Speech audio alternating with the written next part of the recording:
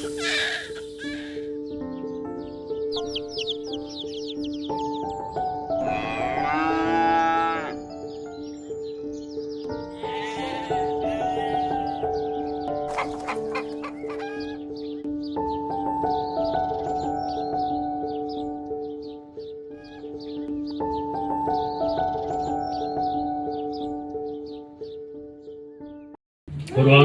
ஒரு இனிய மார்க்கம். இது மதமல்ல, மார்க்கம். மார்க்கம் சொன்னால் பொதுவானது. இறைவன் பொதுவானவன், வேதம் பொதுவானது, தூதர்கள் பொதுவானது. இப்போ இந்த குர்ஆன் வந்து நமக்கு நினைவு நல்வசமாக இருக்கு. வேதங்கள் எல்லாமே இறைவனிடத்திலிருந்து நமக்கு எச்சரிக்கையாகவும் உபதேசமாக இருக்கும். இப்போ இந்த குர்ஆனை கொண்டு நாம் எப்படி வாழணும்? இந்த குர்ஆன் வந்து வாழ்வியல் நெறி. எல்லா படைப்புக்கும் எல்லா உயிர்களுக்கும் ஒரு இறைவன் தான் என்பது அறிவிக்கிறது. இந்த குர்ஆன் நினைவூட்டு நல்வசமாக இருக்குங்க. நினைவூட்டு நல்வசன அர்த்தம் நாம் மறந்துவிட்ட அல்ல மறுத்துவிட்ட வாழ்வியலை திருப்பி நினைவூட்டு கொடுத்தார். நம்ம படைக்கப்பட்டிருக்கோம், நமக்கு காலம் கொடுக்கப்பட்டிருக்கு, நேரம் விதிக்கப்பட்டிருக்கு. இதுன்னு சொல்ல நம்ம வீடுக்கு விளையாட்டுக்கு படைக்கலைங்க. உங்களை வீடுக்கு விளையாட்டுக்கு படைக்கல, படைப்பு நோக்கம் இருக்குதா? இந்த உலக வாழ்க்கை வீடு விளையாட்டு மட்டுமே இல்லை. இந்த உலக வாழ்க்கை வீணானது, விளையாட்டானது, போட்டிக்கு போராமல் இருந்தது. வீணானதுன்னா இங்கே நீங்கள் சம்பாதிக்கக்கூடியதும் அவன்கிட்ட பயன் தராது. இந்த பொருளும் பதவியும் புகழும் பயன் தராது. உங்கள் படைப்பு நோக்கம் என்ன? மனிதனை படைத்து அவனுக்கு சில பொறுப்புகள் கொடுக்கப்பட்டிருக்கு, சில கடமைகள் கொடுக்கப்பட்டிருக்கு. மனிதனை படைத்து மனிதனுக்கு பொறுப்புகள் கொடுக்கப்பட்டிருக்கு, கடமைகள் கொடுக்கப்பட்டிருக்கு. நம்ம பொறுப்பை மறந்துட்டோம், கடமைகள் செய்கிறோம். அதில் பொறுப்பாக இருக்கமான்னு பார்க்கணும். மனிதனுக்கு உணர்வு கொடுக்கப்பட்டிருக்கு, உறவுகள் கொடுக்கப்பட்டிருக்கு, ஒழுக்கம் பேணுவதற்காக. இதுதானே எந்த ஒரு உயிரினத்துக்கு இல்லாத இந்த மனிதன் தான் மேலான படைப்பாளன். இவனுக்கு மனம் கொடுக்கப்பட்டிருக்கு, அதில் ஆன்மா கொடுக்கப்பட்டிருக்கு, அதுக்கு நன்மை தீமை பிரித்து வைக்கப்பட்டிருக்கு. இப்போ அந்த உணர்வு, அதில் உள்ளட்சம், அதில் ஒழுக்கம். இதுதான் என்னன்னு சொன்னால் உங்களில் செயலில் அழகானவர் யார் என்று சோதிப்பதற்காக. உங்களில் செயலில் அழகானவர் யார் என்று சோதிப்பதற்காக படைக்கப்பட்டிருக்கின்றார். படைப்பு நோக்கம் என்ன? இப்போ உங்களில் செயலில் அழகானவர் யார்? இப்போ தனித்து படைக்கல, உறவு கொடுக்கப்பட்டிருக்கு, உணர்வு கொடுக்கப்பட்டிருக்கு. இது ரெண்டும் நம்ம பிணையணும். வேற எந்த உயிரினத்துக்கும் உறவு பற்றியோ உணர்வை பற்றியோ இருக்காது. கால்நடை மாதிரி நம்ம கிடையாது, மிருகங்கள் மாதிரி நம்ம கிடையாது, மற்ற உயிரினங்கள் மாதிரி கிடையாது. மேலான ஒரு படைப்பு. அப்போ உங்களிலே ஒரு ஆன்மா கொடுக்கப்பட்டிருக்கு, உங்களிலே ஒரு துணை படைக்கப்பட்டிருக்கு, அது சந்ததியும் கொடுக்கப்பட்டிருக்கு, ஒரு சமுதாயமாக படைக்கப்பட்டிருக்குங்க. இதில் உங்களில் செயலில் அழகானவர் யார்? இவ்வளோதான், 2 பேர் தான். உலகத்தை படைக்கப்பட்டது 2 பேர் தான். எத்தனை பேர் சொன்ன சொல்லுவாங்க? நம்ம கோடியில் சொல்லுவாங்க இத்தனை கோடி இருக்காங்க. இல்லை, 2 பேரும் சொல்ல. 2 பேர் தான் படைக்கப்பட்டிருக்கு. ஒன்று ஆண், ஒன்று பெண். எவ்வளோ பேருன்னா நிறைய பேர் இருக்கான்னு அர்த்தம். ஆனால் எத்தனை பேர்? 2 பேர். எவ்வளோ பேர்? கோடிக்கணக்கில் இருக்கு. அப்போ இந்த 2 பேர் கடையில் தான் அழகிய செயலியார். கணவன் மனைவி ஆண் பெண், பிள்ளைகள் ஆண் பெண், இல்லையா? பெற்றோர் ஆண் பெண், சகோதரி ஆண் பெண்.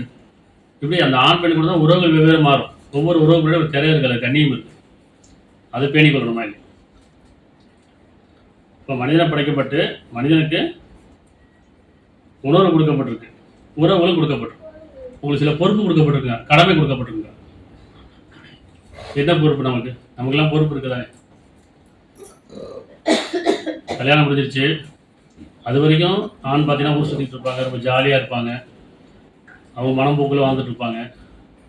ஆனால் கல்யாணம் முடிச்சுடுவாங்களே, ஒரு காலை கட்டி போட சரியாக போகிறோம் அப்படின்வாங்க. ரொம்ப சுற்றிக்கிட்டே இருக்கான், சொல்லி சேர்க்க மாட்டான் அப்படின்னா ஒரு கல்யாணம் பண்ணி வச்சா முடிஞ்சு போயிடுவாங்க. சரி, கல்யாணம் பண்ணியாச்சு, இப்போ தான் அவங்க வாழ்க்கை ஆரம்பிக்குது. பொறுப்பு வந்துருச்சு, கடமையில் வந்துருச்சு.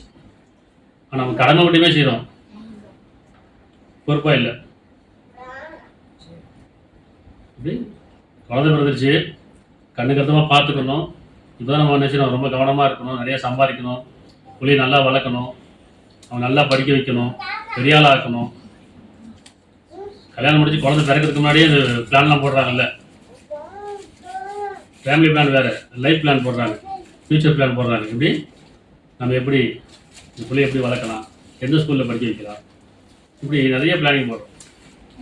அதே மாதிரி பிள்ளை பிறந்ததுக்கப்புறம் ஆசை ஆசையாக வளர்க்குறோம், ரொம்ப அன்பாக வளர்க்குறோம். எத்தனை வருஷம்? 2-3 வருஷம். அதுக்கப்புறம் என்ன செய்யுது? ப்ரீகேஜி, எல்கேஜி, பால்வாடி, ஒரு 5 வயசு நம்மளால் வளர்க்க முடிய மாட்டேங்குது. ஒரு போய் தத்து கொடுத்துறோம். நம்ம கடமை நினச்சிட்டு இருக்கோம். அப்படி இந்த பிள்ளை வந்து விளையாண்டுட்டே இருக்கு, சேட்டை பண்ணுது. குழந்தை இல்லைன்னா குழந்தையில கவலைப்படுவோம் ஆரம்பத்தில். நமக்காக இல்லை, ஊருக்காக கேட்பாங்களே, கல்யாணம் ஆயிடுச்சு என்ன குழந்தை இல்லையா அப்படின்னு கேட்பாங்களேன்றதுக்காக அந்த ஒரு பிரார்த்தனை இருக்கும், விருப்பம் இருக்கும். அந்த ஒரு குழந்தையே போதும் நினைப்போம். அதுக்கப்புறம் ஏன்னா இதை வளர்க்க ரொம்ப கஷ்டமாக இருக்கும். அந்த காலத்தில் கூட்டு குடும்பம் இருந்தது. ஒவ்வொருத்தரும் 10 குழந்தை, 8, 10, 12 அப்படி கற்றுக்கிட்டாங்க. அது ஒரு வாழ்க்கை ரொம்ப ரொம்ப கண்ணியமாக இருந்தது, பொறுப்பாக இருந்தது, கடமையாக இருந்தது. ஏன்னா உறவுகளோட கூட்டு குடும்பம் எப்படி இருக்கும்? தாத்தா பாட்டி, மாமா மாமி, சித்தப்பா பெரியப்பா, சின்னம்மா, இப்படி நிறைய உறவுகள் இருக்கும். அது நிறைய உறவுகள், அண்ணன் தம்பி நிறைய இருப்பாங்க, அக்கா தங்கச்சியாக இருப்பாங்க. அப்போ அந்த கண்ணியம் பேரப்பட்டுக்கிட்டே இருந்துச்சு, உணர்வு இருந்துகிட்டே இருந்துச்சு, உணர்ச்சி கிடையாது. மனம் பாதுகாக்கப்பட்டுருச்சு. ஆனால் இப்போ அப்படி இல்லை, எல்லாம் தனித்தனியாக ஆயிடுச்சு. கூட்டு குடும்பம் கிடையாது, அன்பு தெரியாது, பாசம் தெரியல, பணம் மட்டுமே தெரியுது. வாழணும் பணம் வேணும், வாழணும் பாசம் வேணும், அன்பு வேணும், உணர்வு வேணும், ஒழுக்கம் வேணும், அதெல்லாம் தெரியல. பணம் இருந்தால் இப்போ வாழ்ந்துடலாம், நம்ம எப்படி சம்பாதிக்கணும் அந்த பிளான்லேயே இருக்கும். அப்போ 2 வயசு 3 வயசுக்குள்ளே நினைச்சிடும். 3 வயசு 3 வயசு ஆச்சுன்னா கொண்டு போய் ஸ்கூலில் சேர்த்துறோம். முதல்ல பால்வாடி பக்கத்தில் இருக்குது, எல்கேஜி இங்கே இருக்குது, ப்ரீகேஜி இங்கே இருக்குது. எவ்வளோ பணம் கொடுத்தாலும் பரவாயில்ல, என் பிள்ளையை நல்லா படிக்க வைக்க போகிறேன். கேட்டதெல்லாம் வாங்கி கொடுக்கணும், ஆசைப்பட்டதெல்லாம் வாங்கி கொடுக்கணும். இதெல்லாம் நம்முடைய கடமையாக செய்யணுமா, பொறுப்பாக இருக்குமா? உள்ள சாக்லேட் கேட்குது, நான் வாங்கி கொடுத்துட்டேன். அந்த சாக்லேட் அதுக்கு நன்மையா தீமையா? உதாரணம், சாக்லேட் கேட்குது, அடம் பிடிக்குது, சாக்லேட் வாங்கி கொடுத்தாரு, நல்ல காஸ்ட்லி சாக்லேட் வாங்கி கொடுத்தாச்சு. ஐஸ்கிரீம் கேட்குது, ஐஸ்கிரீம் வாங்கி கொடுத்தாச்சு. பார்லரில் போய் வாங்கி கொடுத்தாச்சு. கூப்பிட்டு போய் அங்கேயே உட்கார வச்சு என்னென்ன பிடிக்கும் வாங்கி கொடுத்தாச்சு. இப்படி கேட்கறதெல்லாம் வாங்கி கொடுக்குறோம்ல, இது அன்பா, பாசமா, உணர்வு வேணும்ல, இது நல்லதா கெட்டதா? அதுக்கு என் பிள்ளை மேலே அன்பு வச்சிருக்கேன், அது கேட்டதான் நான் வாங்கி கொடுத்துருவோம், அன்பாக வளர்ப்பேன், பாசமாக வளர்ப்பேன், கேட்டதான் வாங்கி கொடுப்பேன்னு தோன்ற தெரியுது. அதை வாங்கி கொடுக்கும்போது நம்ம உணரணும்ல, பொறுப்பு இருக்குல்ல. சாக்லேட் சாப்பிட்டா என்ன ஆகும், பிஸ்கட் சாப்பிட்டா என்ன ஆகும், சாக்லேட் ஐஸ்கிரீம் சாப்பிட்டா என்ன ஆகும்? இது ஒரு உதாரணம் சொல்கிறேன். இப்படி நம்ம எதை ஆசைப்பட்டாலும் கேட்டு வாங்கி கொடுத்துறோம். நமக்கான பொறுப்பு என்ன? அதுமாதிரி அக்கறை இருக்குல்ல, கவனம் இருக்கணும்ல. இது சாப்பிட்டா சளி பிடிக்கும், இது சாப்பிட்டா பல்லு சொத்தையாக போயிடும். அப்போ ஒவ்வொரு உணவுலையும் கவனம் சேர்த்துமா இல்லையா? இப்படி வளர வளர இது நம்ம ஆரம்பத்தை உணவில் ஆரம்பிக்கிறோம். கேட்ட ட்ரெஸ்லாம் வாங்கி கொடுத்துடணும். நம்ம சினிமாவில் பார்க்குற ட்ரெஸ்லாம் கேட்பாங்க. அப்படி பிள்ளைங்க வளர்ந்துக்கிட்டே இருக்குது. அதுக்கு என்ன செய்கிறாங்க? ஸ்கூல் படிக்க போகிறாங்க. சரி, பிள்ளைக்கு மொபைல் வாங்கி கொடுக்கணும். கொஞ்சம் பிள்ளை பையன் வளர்ந்துட்டான், பைக் வாங்கி கொடுக்கணும். கேட்கலாம் வாங்கி கொடுக்கணும்ல. வாங்கி கொடுத்த மொபைலு என்ன பண்ணுறாங்க? அது உங்கள்கிட்ட எத்தனை வாட்டி பேசுகிறாங்க? ஹிஸ்ட்ரி பார்த்தா தெரியும். பெற்றோர்கிட்ட எத்தனை வாட்டி பேசுகிறாங்க, மற்றவங்க எத்தனை வாட்டி பேசுகிறாங்க. பெற்றோர்கிட்ட எவ்வளோ சாட் பண்ணுறாங்க, மற்றவங்க எவ்வளோ சாட் பண்ணுறாங்க, யார்கிட்ட சாட் பண்ணுறாங்க, என்ன பார்த்துட்டு இருக்காங்க, எவ்வளோ நேரம் ஸ்பெண்ட் பண்ணுறாங்க, கவனிக்கிறோமா? விலை உயர்ந்த மொபைலாம் கேட்டால் வாங்கி கொடுத்துட வேண்டியது, அவங்க தகுதிக்கு தகுந்த மாதிரி.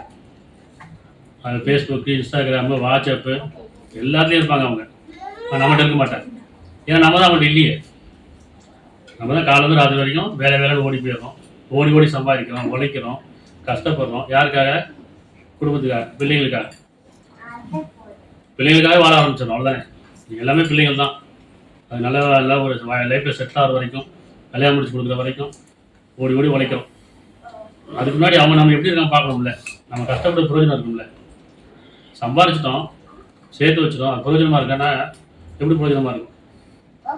பயன் தரலையே, தவறாக போயிடுச்சுல. ஒரு மொபைல் வாங்கி கொடுத்துட்டோம், ஸ்கூலுக்கு போய்ட்டு ஃபோன் பண்ணுறாங்களா, காலேஜ் போய்ட்டு நான் வந்துட்டு ஃபோன் பண்ணுறாங்க, மெசேஜ் பண்ணுறாங்க இல்லை. ஆனால் இங்கேருந்து காலேஜ் போக மெசேஜ் பண்ணுவாங்க, ஸ்கூலுக்கு போக மெசேஜ் பண்ணுவாங்க, தான் வந்துட்டு இருக்கேன் அங்கே ஃப்ரெண்ட்ஸுகளுக்கு. அப்படி தானே? வீட்டிலேருந்து காலேஜ் போகிற வரைக்கும், ஸ்கூல் போகிற வரைக்கும், அதில் எங்கே போகிறாங்களோ அது வரைக்கும் ஸ்டார்ட் பண்ணிக்கிட்டே போவோம். நம்ம போட்டால் பிஸியாக இருக்கும் இல்லையா? அப்போ நம்ம யாருக்கு பிள்ளைங்களுக்கு வாங்கி கொடுத்தோமே நமக்கு அது பயன் தரதான், நமக்கு பயன் தராது. அது மாதிரி பைக்கு பைக் வாங்கி கொடுக்குறோம், இல்லை அவங்க கேட்டதான் வாங்கி கொடுக்குறோம். பெற்றோர் என்னைக்காவது பைக்கில் வச்சு கூட்டு போயிருப்பாங்களா? ஆனால் அந்த பைக் போவோம், பீச் போவோம், பார்க் போவோம், சினிமா தேட்டர் போவோம், ஊர் சுத்த போவோம். அதில் பெற்றோர் போக முடியாது, கூட வந்து போக முடியாது. ஏன்னா நம்ம வந்து கடமையை மட்டும் செய்கிறோம், பொறுப்பு இல்லையே, பொறுப்பாக கவனிக்கணும்ல. இன்னைக்கு எத்தனை பெற்றோர்கள் எவ்வளோ கவலையில் இருக்காங்க. சொத்து போயிட்டு போகிற போது, வியாபாரம் நஷ்டமாகி போகுது, உயிர் போனால் கூட கவலைப்பட மாட்டேன். ஆனால் மானம் போச்சு கவலைப்படுறாங்களே இல்லையா? காரணம் என்ன? இன்றைக்கி இது மாதிரி உலக வாழ்க்கை அப்படி ஆகிப்போச்சு. இந்த சினிமா, மீடியா, பொழுதுபோக்கு எல்லாமே சமயம் சீரழிச்சிருச்சு. எல்லா பெற்றோருக்கும் இருக்குல்ல அந்த கவலை இருக்குல்ல. சினிமாக்காரனா அது தனி உலகம், அது சைத்தானுடைய உலகம். முழுக்க முழுக்க உலக வாழ்க்கையில் மூழ்கி போய் சமுதாயத்தை சீரழித்து தான் மட்டுமே சுயமாக நினைக்க முடியாது அந்த உலகம். அப்போ நம்ம பிள்ளைங்க ஒன்றுனா பார்க்கணும், கவனிக்கணும். மொபைல் என்ன பண்ணுற, இந்த பைக்கில் எங்கே போகிற, எங்கே ஃப்ரெண்ட்ஸ், யார் ஃப்ரெண்டு, இதெல்லாம் கவனிக்கணுமா இல்லையா? இப்போ நம்ம கடமை சேர்ந்து பொறுப்பு விட்டுட்டோமா இல்லையா? இன்னைக்கு ஃப்ரெண்ட்ஸுங்கிற பேரில் நல்லவங்க கேட்டுக்கு இருக்கிறாங்க. பெரும்பாலும் தீமை தூண்டக்கூடியவங்களாக இருப்பாங்க, நன்மை பக்கம் வரக்கூடிய இல்லை. இப்போ என்ன சொல்கிறான், உங்களுக்கு ஒரு பொறுப்பு கொடுக்கப்பட்டு அதில் பொறுப்பாக இருக்கீங்களான்னு கேட்குறோம். இதில் உங்களுடைய செயல் என்ன? சரியா?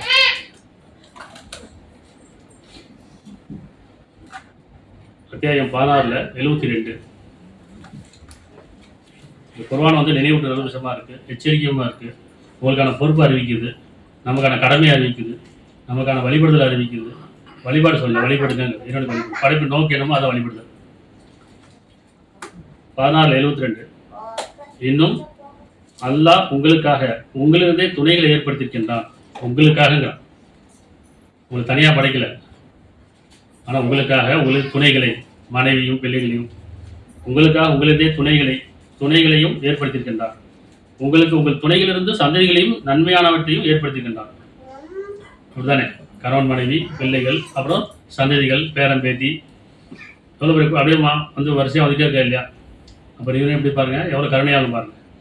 உறவுகளையும் கொடுத்து, உணர்வையும் கொடுத்து, அதில் இறக்கத்தையும் கருணையும் வச்சு, இதை கொண்டு நீங்கள் அழகை செய்யக்கூடாது இருக்கீங்க. ஆனால் நம்ம என்ன செய்கிறோம், அன்பு வச்சுருக்கோம் பிள்ளைங்க மேலே. அன்பு இருக்குது, நம்மளே வச்சுக்கிட்டோம், காட்டுறதில்லை. ஏன்னா காலைல போனால் சாயங்காலம் வரும், பிள்ளைகிட்ட ஸ்பெண்ட் பண்ணுறதில்லை, நேரம் ஒதுக்குறது இல்லை, பேசுகிறதே இல்லை. அதுக்கு பேசுறதுக்கு ஆள் கிடச்சிச்சு, அவ்வளோதான். அப்படிதானே? பையன் தான் பொண்ணும் சின்ன பிள்ளைலேருந்தே நம்மளே நம்ம பிள்ளைங்களை உட்காந்து பேசுறது இல்லை, அன்பை பகிர்ந்துக்கிறது இல்லை. அன்பு நம்மளே வச்சுக்கிட்டோம், கொடுத்தா நமக்கு தெரியும். நம்மகிட்ட என்ன அவங்க கொடுக்கணுமா இல்லையா, காட்டணுமா இல்லையா, நம்மளே வச்சுக்கிட்டோம், ஒழிச்சு வச்சுக்கிட்டோம் பத்திரமா.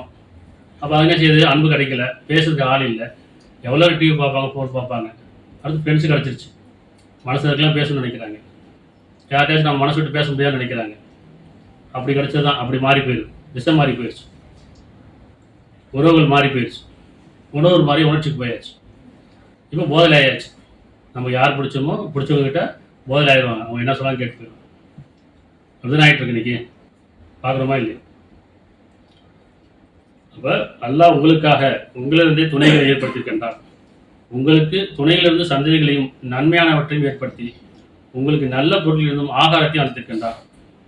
அப்படி இருந்தும் பொய்யானதன் மீது நம்பிக்கை கொண்டு அல்லாவின் ஆள்கொடையா இவர்கள் நிராகரிக்கிறார்கள். பொய்யான உறவு மீது நம்பிக்கொண்டு கொடுக்கப்பட்ட உறவை விட்டாச்சு. முதல்ல பெற்றோர் தவறு என்ன, தன் பிள்ளைகள்கிட்ட கவனிக்கிறதில்லை, கவனமாக இருக்கிறதில்ல, அன்பு காட்டுறதில்லை, பாசம் காட்டுறதில்லை. பணம் இருக்கு, கேட்டெல்லாம் வாங்கி கொடுத்துட்டேன்.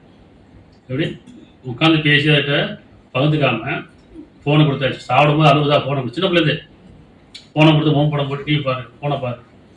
அப்புறம் எனக்கு வேலை இருக்குது, நான் டிவி பார்த்துட்டே ரிமோட்டை கையில் கொடுத்து போயிடுறது.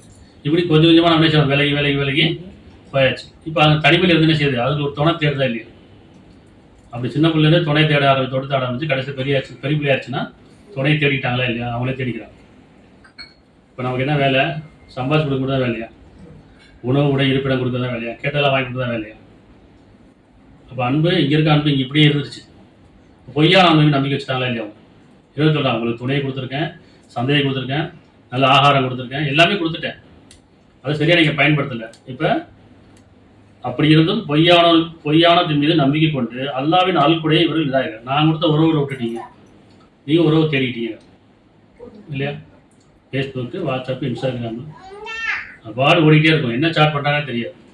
சாட் பண்ணிகிட்டே இருப்பாங்க, தான் பேசிகிட்டே இருப்பாங்க. ரீசார்ஜ் பண்ணுறது யார்?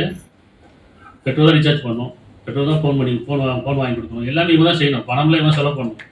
ஆனால் அவங்க செலவழிக்கிற எங்கே? மற்றவங்கள்ட்ட. அது காரணம் யார்? அவங்க பொறுப்பை தவறிட்டோம். கடமை மட்டுமே செய்யும். கடமையும் பொறுப்பு ரெண்டும் சேர்ந்து இருக்கணுமா இல்லையா? 64:14 நம்பிக்கொண்டவர்களே, நிச்சயமாக உங்கள் மனைவியிலும் உங்கள் மக்களிலும் உங்களுக்கு சோதனை இருக்கின்றன. யார் சொல்கிறான்? நம்பிக்கையாளருக்கு, பயபக்தியாளருக்கு, உள்ளச்சம் உடையவர்களுக்கு. இதை சொல்றது, நம்பிக்கொண்டவர்களே, நிச்சயமாக உங்களுக்கு உங்கள் மனைவியிலும் உங்கள் மக்களிலும் உங்களுக்கு சோதனை இருக்குங்க. கொடுக்கப்பட்ட இதுதான் சோதனை. உங்களில் செயல் அழகானவர் யார்? சோதனைகளாக கொடுத்துட்டேங்க. பொறுப்பு கொடுக்கப்பட்டிருக்கு, கடமை கொடுக்கப்பட்டிருக்கு. அதில் நீங்கள் அழகேஸ்வரர் யார் இருக்கீங்க? எனவே அவர்களை பற்றி நீங்கள் எச்சரிக்கையாக இருக்கீங்க, கவனமாக இருக்கீங்க. உங்களுக்கு பொறுப்பு இருக்குல்ல, கவனமாக இருக்கும்ல. என் பிள்ளை என்ன செய்யுது, எங்கே போகுது, எங்கே வருது, பையன் தான் போட்டோம், கவனிக்கணுமா இல்லையா? என்ன பேசுகிறாங்க, என்ன படிக்கிறாங்க, ஸ்கூலுக்கு தான் போகிறாங்களா, காலேஜ் தான் போகிறாங்களா, கவனிக்கிறோமா? கவனிக்கணும் இல்லையே. எச்சரிக்கையாக இருங்கள். இன்னும் அவன் மன்னித்தும் அவற்றை பொருட்படுத்தாமல், என்ன சொல்கிறான் அங்கே? மன்னித்தும் ஏன் சொல்கிறான்? அவங்கள்ட்ட சோதனை இருக்குது, அங்கே வரம்பிடுறாங்க, தவறு செய்கிறாங்க, திசை மாறி போயிட்டாங்க. இப்போ அவங்க இறக்கம் காட்டுங்க, கருணை புரியுங்க, அன்பு கொண்டு அவங்களை மன்னித்தும் புரிய வைக்கிறான். மன்னித்தும் அவற்றை பொருட்படுத்தாமல், செய்த தவறை பொருட்படுத்தாமல் சகித்து கொண்டு இருக்கிறானால், சகித்து கொண்டு இருக்கிறாயின் நிச்சயமாக அல்லாஹ் மிக மன்னிப்பவனாக இருக்க முடியும் இருக்கின்றான். உங்கள் பொருள்களும் உங்கள் மக்களும் சோதனை தான்.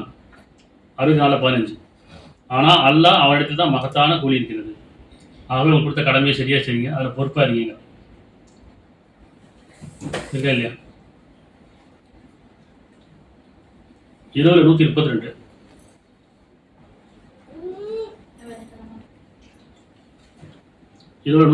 பொறுப்பு கொடுக்கப்பட்டிருக்கு. என்ன பொறுப்பு பாருங்க? உன் குடும்பத்தாரை இறை கட்டளைக்கு பணியுமாறு ஏவுவதாக. இது பொறுப்பு, இது கடமையும் இருக்கு. உன் குடும்பத்தாரை இறை கட்டளைக்கு பணியுமாறு ஏவுவதாக, அதன் மீது பொறுமையும் உறுதி கொண்டிருப்பீராக. இறைக்கடை பணியுமான அர்த்தம் நேர்வழியில் செலுத்துங்க, அவங்க நேர்வழி கூட்டுவாங்க, உண்மையின் பக்கம் நன்மை பக்கம் திருப்புங்க, அவங்கள்ட்ட பேசுங்க. நம்ம குரான் அறிஞ்சாதான், நம்ம வேதம் அறிஞ்சாதானே, நம்ம வேதம் அறிஞ்சா நம்ம அவங்க சொல்லிக் கொடுக்கலாம். நாம் உண்மை நன்மையில் இருந்து நாம் அவங்களுக்கு சொல்லி வழிகாட்டலாம். நம்மளே உணர்ச்சியில் இருக்கிறோம், நம்மளே வழி மாறி போயிருக்கிறோம், அப்போ என்ன செய்ய முடியும்? அப்போ நாம அதில் வாழணும்ல, உண்மையிலையும் நன்மையிலையும் நியாயத்துக்கு நம்ம வாழ்ந்துக்கிட்டு அதை பிள்ளைங்களுக்கு ஏவணும். நன்மை கொண்டு தீமை தடுப்பிடாங்க. அப்போ உங்கள் குடும்பத்தாரை இறைக்கட்டளைக்கு பணியுமாறு ஏவுங்க, அதன் மீது பொறுமையும் உறுதி கொண்டிருக்கிறாங்க. அவசரப்பட வேண்டாம், சொல்ல வேண்டிய கடமை சொல்லிட்டு வாங்க. இந்த மார்க்க நிர்பந்தம் கிடையாது, கட்டாயம் கிடையாது, சொல்ல வேண்டிய கடமை சொல்லுங்க. நாம் உம்மிடம் தேவைகளை கேட்கவில்லை, உம்முடைய தேவைகளை நாமே கொடுக்கின்றோம். இறுதியாக சிறந்த நிலை இறைவனுக்கு பயப்படுவது மட்டுமே. சொல்லுங்க, உங்கள் தேவைகள்லாம் கொடுத்துட்டேன், நன்றியோடு இருக்கீங்க, வரம் மீறாதீங்க. யாருக்கு இறுதியான நிலை? யாருக்கு? பயப்படுத்து. இது அவன் குடும்பத்தாரை இறைக்கட்டளைக்கு ஏவுங்கன்னு சொல்கிறோம். நம்ம நல்லா படின்னு சொல்கிறோம், டியூஷன் வைக்கிறோம், பெரிய படிப்பெல்லாம் படி நான் செலவு பண்ணுறேன்னு சொல்கிறோம். இல்லையா வேதம் படி, சிந்தி, இரவு பக்கம் திரும்ப சொல்லியிருக்கோமா? கோவம் வந்தால் கடவுள் பயப்படுன்னு சொல்லுவோம். கடவுள் யார் நமக்கே தெரியலையே, சடங்கு தானே பண்ணிட்டு. குரானில் நிறைய உதாரணங்கள் இருக்குது. நல்ல மனைவி உதாரணம், கெட்ட மனைவி உதாரணம், நல்ல மகனுக்கு உதாரணம், கெட்ட பிள்ளைகள் உதாரணம். அதை நம்ம என்னன்னு பார்த்துக்கணும். உதாரணம் ஏன் சொல்லப்படுதுன்னு பார்க்கணும். 19:54-55 இந்த வேதம் வந்து கண்ணாடி மாதிரி, குரான் வந்து கண்ணாடி மாதிரி, ஒளி மாதிரி. இதில் நாம் எப்படி வழி நடக்கிறோம்னு அர்த்தம். இந்த கண்ணாடி பார்த்து நம்ம எப்படி ஒழுங்குபடுத்திக்கிறோம், நம்மளையும் நம்ம குடும்பத்தாரையும் எப்படி ஒழுங்குபடுத்தும். சமுதாயத்தை திருத்த முடியாது, நம்மளை நம்ம திருத்திக்கலாம்ல.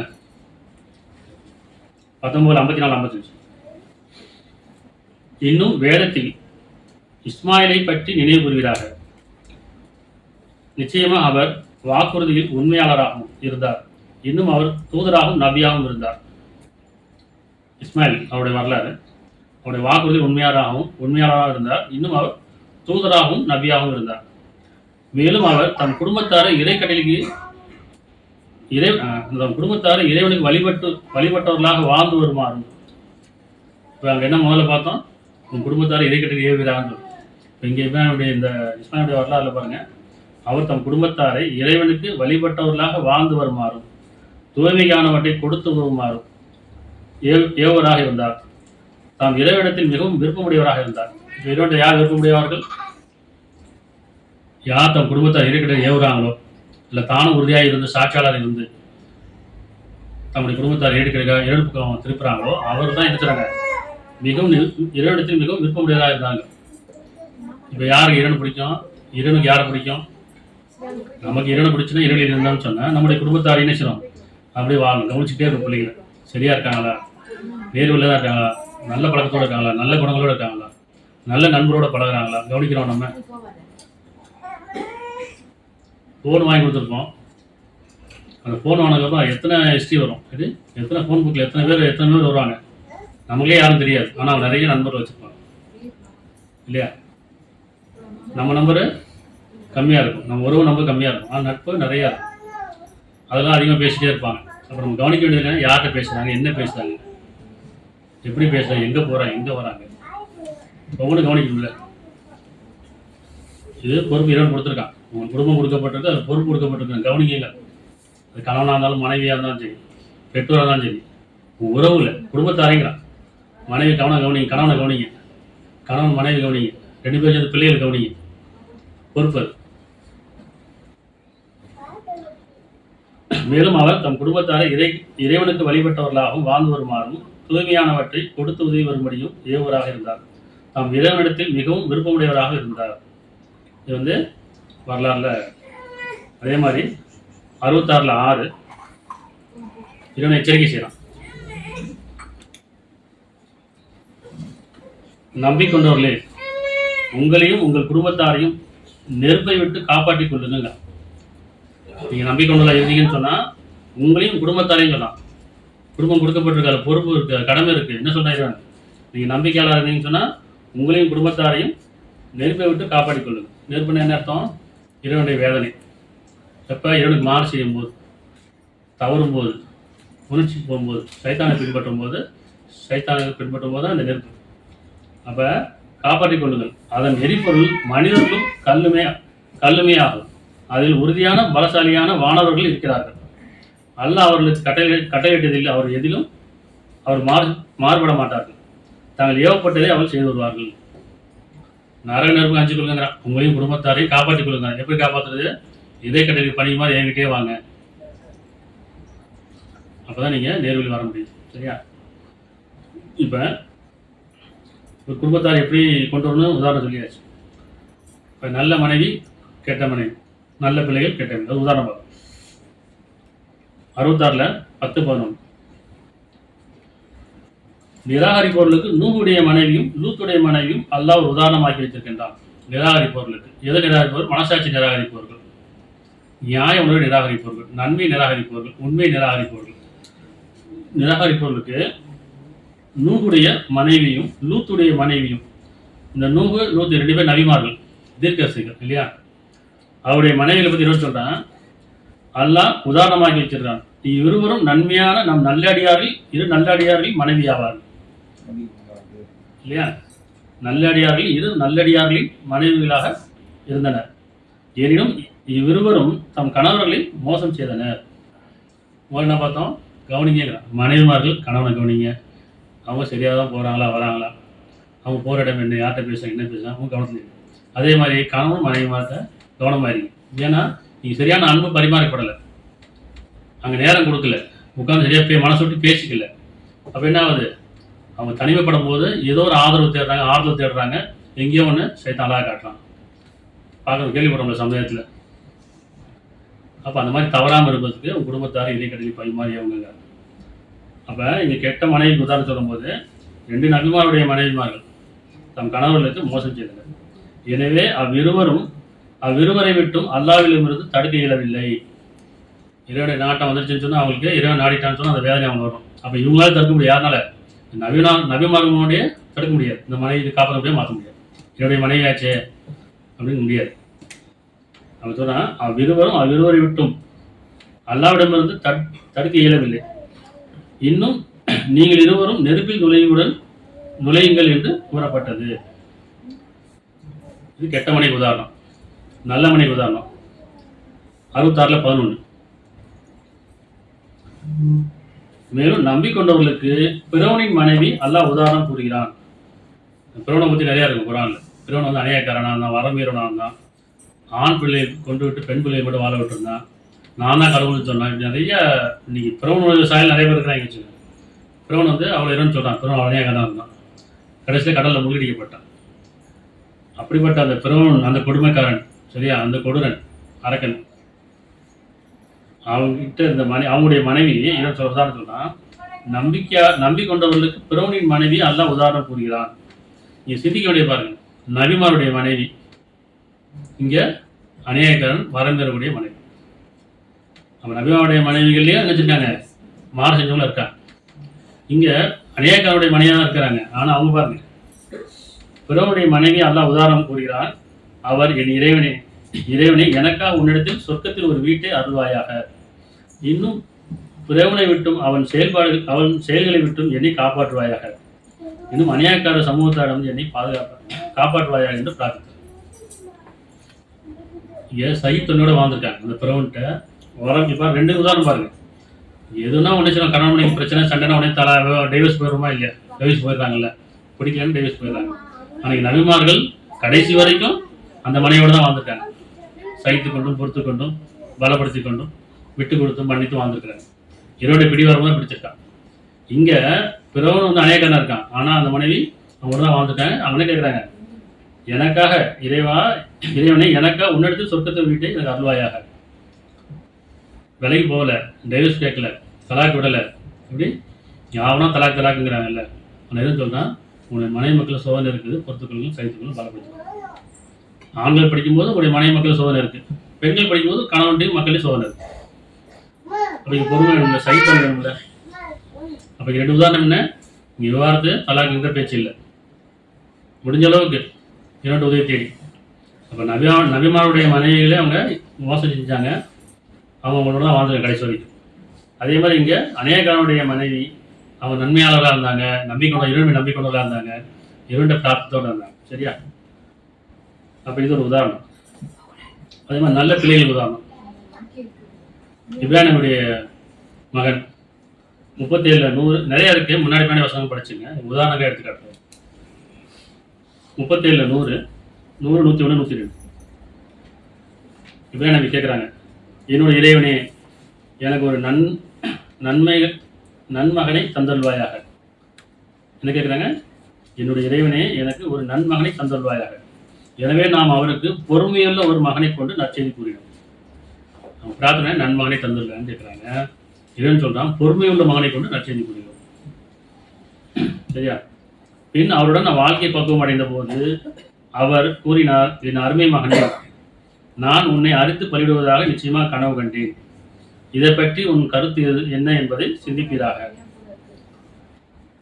நீங்க சொல்ல முடியுமா பிள்ளைகள்கிட்ட, இந்த மாதிரி ஒரு கனவு கண்டப்பா அப்படின்னு சொல்ல முடியுமா? உன்னை பலிவிடுவதாக கண்டேன்னு சொல்ல முடியுமா? ஆனால் நீங்க நல்ல மகனுக்கு உதாரணம் என்ன, பொறுமையுள்ள மகனிடம் கொடுத்தான். அந்த பொறுமையுள்ள மகன் என்ன சொல்றாருன்னா, ஒரு வாழ்க்கை பக்குவம் அடைந்தவுடன் இல்லையா, ஒரு தோளுக்கு வந்துட்டார், இனிமே ஒரு உதவி செய்யலாம், அந்த தாப்புக்கு உதவி செய்யலாம், அந்த அளவுக்கு வந்துட்டார். ஆனால் அந்த நேரத்தில் கேட்கிறார், என் அருமை மகனே, நான் உன்னை அறுத்து பலிவிடுவதாக நிச்சயமாக கனவு கண்டேன். இதை பற்றி உன் கருத்து என்ன என்பதை சிந்திப்பீராக. அவங்களே விட்டுறாங்க. அவர் கூறினார், என் அருமை தந்தையே, நீங்கள் ஏவப்பட்டதை செய்யுங்கள், உங்களுக்கு என்ன அறிவு கூட செய்யுங்க. இன்னைக்கு இந்த பிள்ளைகள் சொல்ல முடியுமா? அப்படி உணர்வோட சொல்றாங்க, நீங்கள் உங்களுக்கு என்ன ஏவப்பட்டதை செய்யுங்கிறாங்க. அல்லாஹ் நாடினால் என்னை நீங்கள் பொறுமையாளர்கள் இன்னும் காண்பீர். ஏன்னா பொறுமையில மாதிரி தான் கொடுத்தா. அப்போ நல்ல மனு உதாரணம். இப்போ நல்ல மனைவிக்கு கெட்ட மனைவி பார்த்துட்டோம். அதே மாதிரி நல்ல கணவன் கெட்ட கணவன். நல்ல கணவன் யார்? நபிமார்களை பார்த்தோம். கெட்ட கணவன் யார்? பிறவனை பார்த்தோம். சரியா? இங்கே வந்து நல்ல மகன் பார்த்தாச்சு. அதே மாதிரி லுக்மானுடைய வரலாறுல 31, 16, 17, 18 லுக்மான் நபி அவருடைய பொறுப்பை அப்படியே அந்த பொறுப்பையும் கடமையும் சரியா இருப்பாருங்க. எப்படி பிள்ளைகளை வளர்க்கணும் அப்படிங்கிறது பாருங்க. என் அருமை மகனே,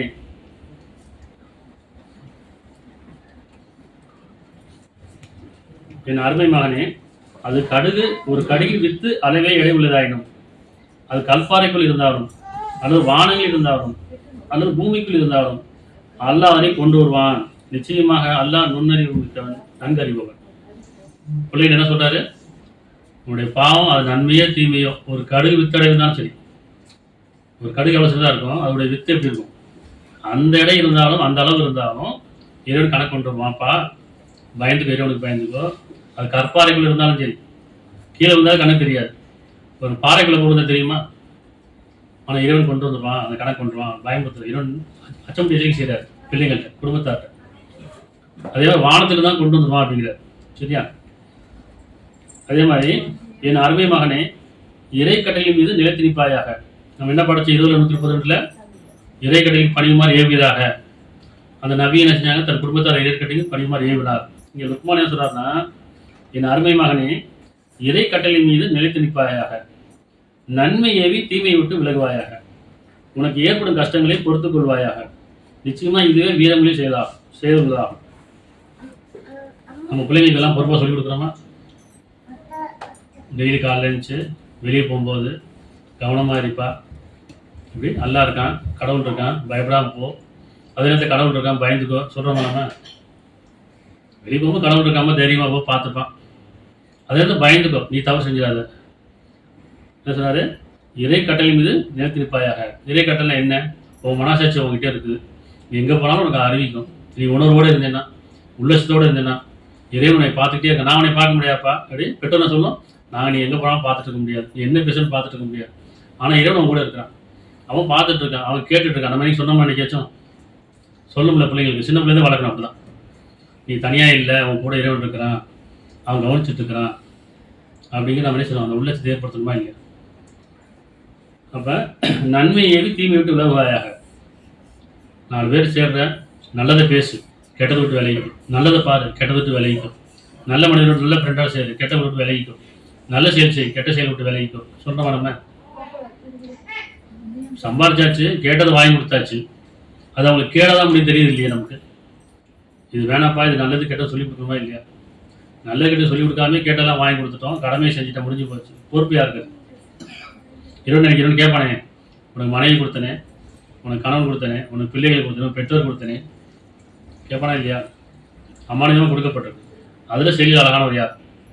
ஒருத்தர் நம்பிக்கை துரோகம் பண்ணிக்காதீங்க, மோசம் செய்யாதீங்க. சரி, கணவன் மனைவிக்கு உண்மையாக இருங்க, மோசம் செய்ய வேணாம். மனைவி கணவன் உண்மையாக இருங்க, துரோகம் பண்ணாதீங்க. பிள்ளைகள் பெற்றோருக்கு உண்மையாக இருங்க, நம்பிக்கை துரோகம் பண்ணி. பெரும்பாலும் பிள்ளைகள் நம்பிக்கை துரோகம் பண்ணுறாங்க. நம்பி வளர்த்தாச்சு, ஆனால் அவங்க வாழ்க்கையை தேடிட்டு போய் கேட்டோன்னு மனம் கும்புறதில்லை, மனம் வலிக்கிறதில்லை. இவங்களுக்காக நம்ம கஷ்டப்பட்டோம், இவங்களுக்கு தானே உழைச்சோம், இவங்களுக்கு தான் ராத்திரி போல் உழைச்சோம், தூங்கலை, எனக்கு பிடிச்சதெல்லாம் அவங்களுக்கு கொடுத்தமே, நான் சாப்பிடாம அவங்களுக்கு கொடுத்தனே, எனக்கு பிடிச்ச ட்ரெஸ் நான் போடலையே. அது ஒரு பெற்றோருக்கு அந்த மனசு வருதா இல்லையா? மனம் கும்புறதா இல்லையா?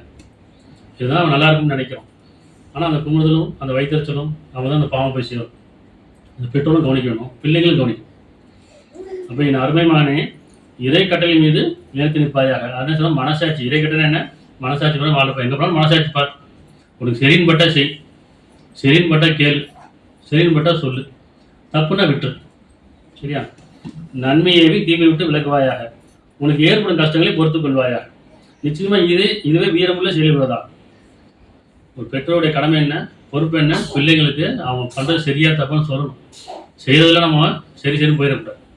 பிள்ளைங்க அழுகுறாங்க, கேட்குறாங்க, அடம் பிடிக்கிறாங்க. சின்ன பிள்ளை பிஸ்கட் கட்ட பிடிச்சான், அப்புறம் மொபைல் கட்ட பிடிச்சான், பைக் கட்ட பிடிச்சான். இப்போ அந்த பொண்ணு தான் வேணும், அந்த பையன் தான் அடம் பிடிக்கிறான். விட்டு போயிட்டு இருக்க வேண்டியதானே? இன்னைக்கு அப்படி தானே பெரும்பாலும் பெற்றோர் ஆகிட்டாங்க, பிள்ளைங்க அப்படி தானே ஆகிட்டாங்க.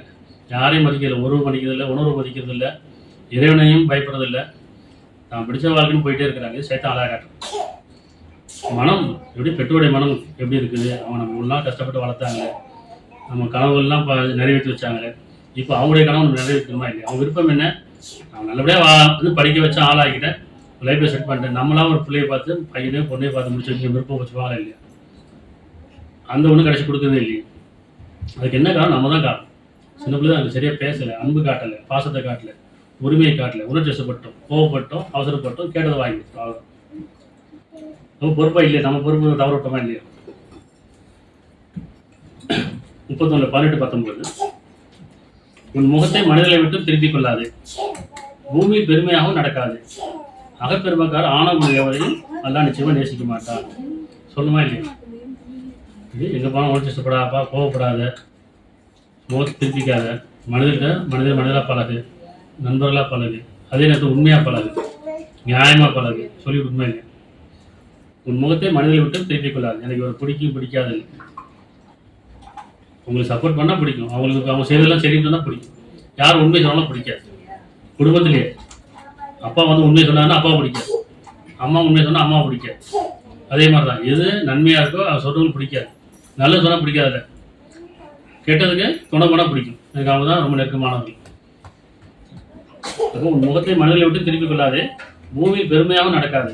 அகப்பெருமாக்கார ஆணவமுடையதையும் நிச்சயமாக அல்லாஹ் நேசிக்க மாட்டான். உன் நடத்தையில் நடுத்தரத்தை மேற்கொள். இன்னும் சொல்லுங்க, உன் நடத்தையில் நடுத்தரத்தை மேற்கொள். எப்படியே நம்மகிட்ட என்ன இருக்கோ அதை கொண்டு வாழ். நியாயமாக இரு, வர மீறாத, பெருமை கொள்ளாத. எல்லாம் பிராண்டு தான் வேணும். அப்படி என் ஃப்ரெண்டு ஆப்பிள் ஃபோன் வச்சுருக்கான், ஐஃபோன் வச்சுருக்கான், எனக்கு அதான் வேணும். அவன் 1.5 லட்சம் 2 லட்ச ரூபா பைக் வச்சுருக்காங்க, அதான் வேணும். எனக்கு இந்த அளவு காஸ்ட்லி ட்ரெஸ் வேணும், அதான் வேணும். இப்படி எல்லாம் பெருமைக்காக, மற்றவங்க காட்டணுன்றதுக்காக.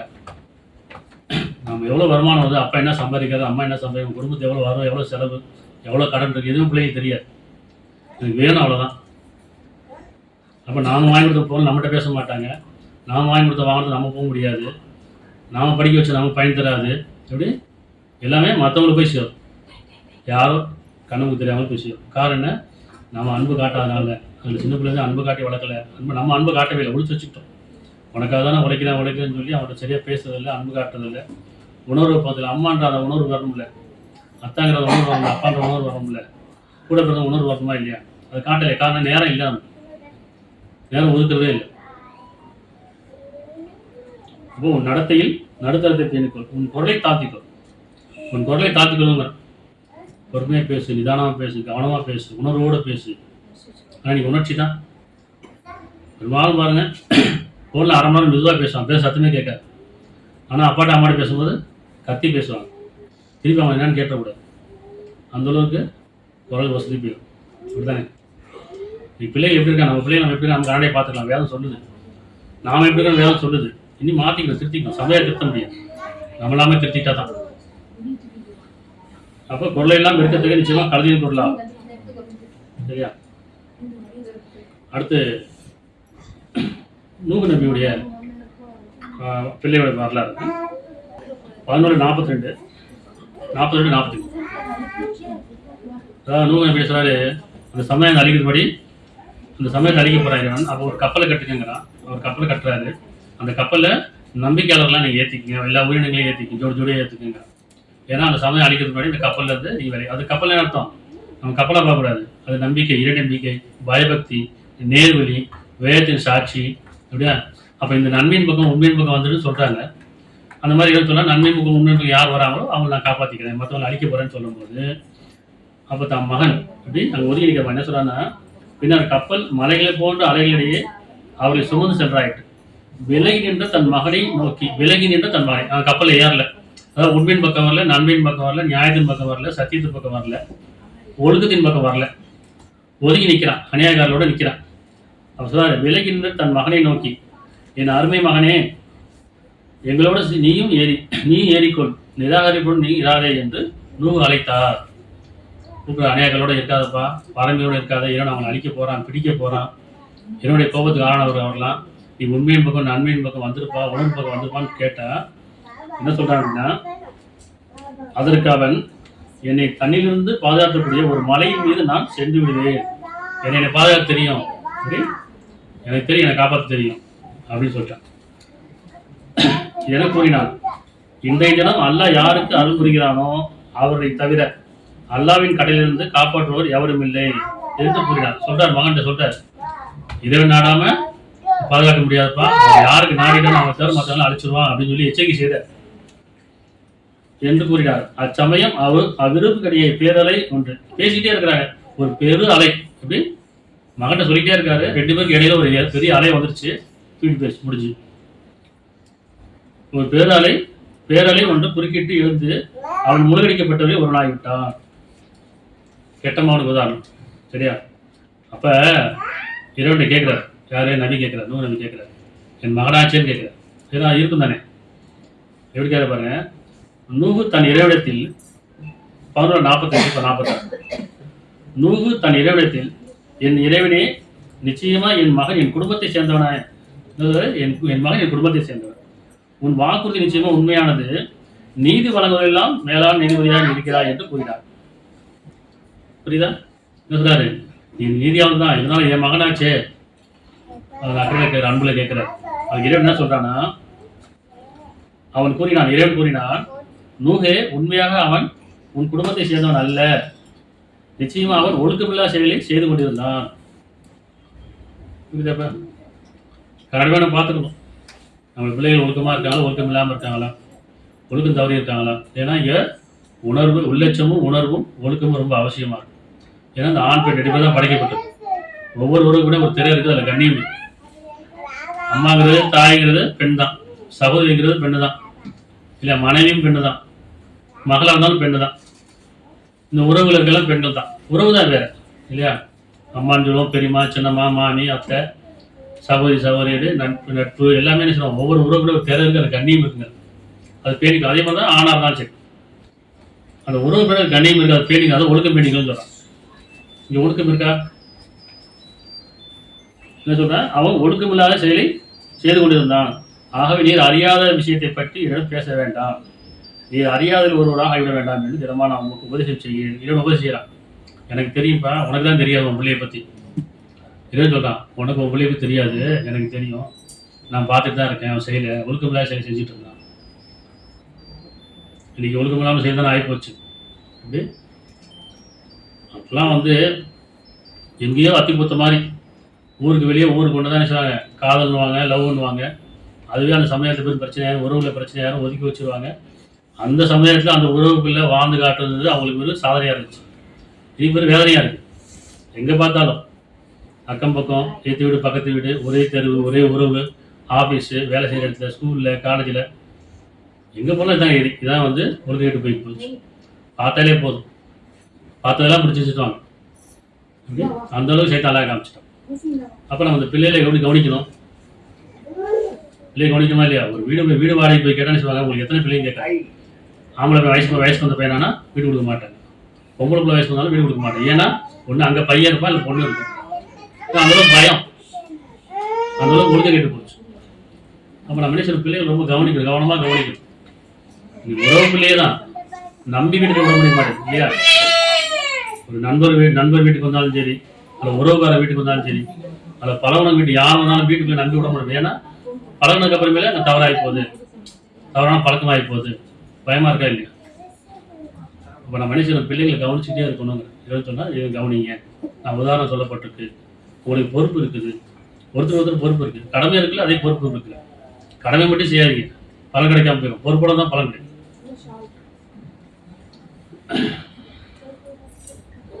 அடுத்து 24, 30, 31. 24, 30, 31. நம்பிக்கொண்ட ஆண்களுக்கு கூறுகிறாக, அவர்கள் தங்கள் பார்வையை பாதுகாத்துக் கொள்ள வேண்டும், மானக்கேடானவற்றும் தங்களை பேணிக் கொள்ள வேண்டும். அது அவருக்கு மிகவும் பரிசுத்தமானதாகும். நிச்சயமா அல்லாஹ் அவர்கள் செய்வதை நன்கறிகின்றான். இந்த வசனம் நம்ம ஓதி இருந்தா, நம்ம படிச்சிருந்தா, சிந்திச்சிருந்தா நம்ம பிள்ளைங்க சொல்லணுமா இல்லையா? நாமளும் அதை கடைப்பிடிக்கும். ஒரு பார்வையை பாதுகாத்துக் கொள்ளுன்னு சொல்லலாம்.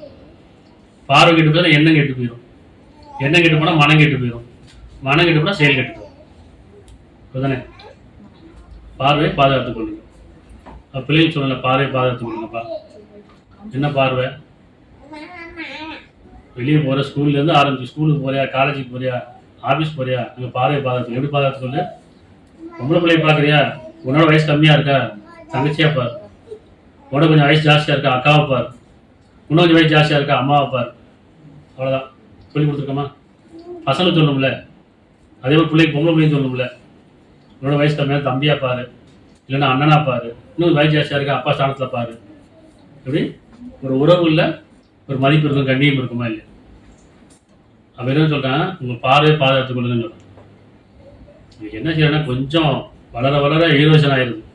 இப்படி கொஞ்சம் வயசு வந்ததுக்கு அப்புறமேல கொஞ்சம் டெஸ்ட் போட்டு அழகானதுக்கப்புறம் நான் தான் ஹீரோன்னு அவங்களுக்குள்ளேயே அவங்க என்ன செய்ய இமேஜினேட் பண்ணிக்கிறாங்க. இதெல்லாம் இந்த சினிமா பார்த்து சமுதாயம் கெட்டு போச்சா இல்லையா? பயமாக இருக்கா இல்லையா? இன்னைக்கு நிறைய கற்பழிப்பு, மாணவர்கள் நடக்குதா இல்லையா? கூட்டு பலாத்காரம் ஏன் நடக்குது? பார்வை தவறு போச்சு. குடும்பத்தை வந்து நம்ம தான் பாதுகாக்கணும். நம்ம குடும்பத்தை நம்ம பாதுகாக்கணும். நம்ம பிள்ளைகளை நம்ம பாதுகாக்கணும். ஒரு தனி மனித ஒழுக்கம் தான் சமுதாய ஒழுக்கம். நம்ம பிள்ளைகளை கவனிக்கிறதே இல்லையே, விட்டுறோம், வளர விட்டுறோம், அதுக்கப்புறமா கண்டிக்கிறோம். சின்ன பையனை செய்கிறோம், பயப்படாத. சின்ன பொதுவாகவே பெண்களுக்கும் ஆண்களுக்கும் செய்யணும். குழந்தையிலேருந்தே ஒரு வெக்கம் இருக்கும், கூச்சம் இருக்கும், தயக்கம் இருக்கும், பயம் இருக்கும்ல. நம்ம எப்படி சொல்லி வளர்க்குறோம்? பயப்படக்கூடாது, கூச்சப்படக்கூடாது, தயங்கக்கூடாது, தைரியமாக இருக்கணும். சொல்கிறோமா இல்லையா? பொம்பளை பிள்ளைக்கு எவ்வளோ சொல்லி வளர்க்கணும், ஆம்பளை பிள்ளைக்கு சொல்லி வளர்க்கணும். அப்புறம் அவங்க அப்படி தானே வளருவாங்க. இந்த கூச்சம், தயக்கம், வெக்கம், பயம் தான் வந்து நமக்கு ஒரு அரண். அதுதான் அரண், அதான பாதுகாக்கக்கூடியது. ஆனால் சொல்கிறோம் இப்படி சொல்லி வளர்த்துறோம்.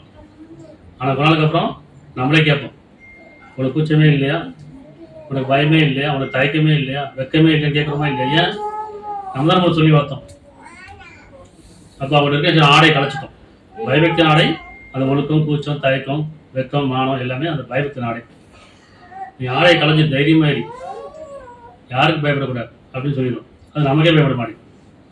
இப்படி மனசாட்சி பயப்படுறதில்ல, இறைவனுக்கு பயப்படுறதில்ல, பெற்றோருக்கு பயப்படுறதில்லை. நம்மளை யார் கேட்கறது மாதிரி அவங்க சொல்லி வாழ்றாங்க.